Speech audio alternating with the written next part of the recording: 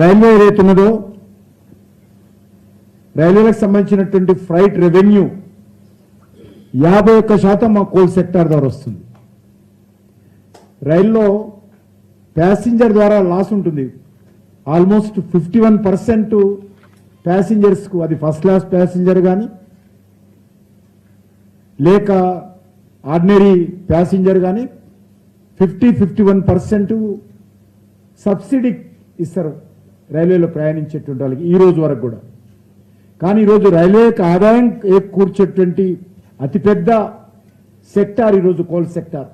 51% revenue మేము railway రంగాన్ని కల్పిస్తాము. అంటే ఆల్మోస్ట్ సుమారు 90,000 కోట్ల రూపాయలు ప్రతి సంవత్సరం మేము రైల్వేకు చెల్లించడం జరుగుతూ ఉంది. మనకు తెలుసు కోల్ సెక్టార్ అంటే గతంలో ఏ రకంగా ఉండేదో. కోల్ సెక్టార్ అంటే కోల్ ఉత్పత్తి కాకపోయేది, అవినీతి, అక్రమాలు,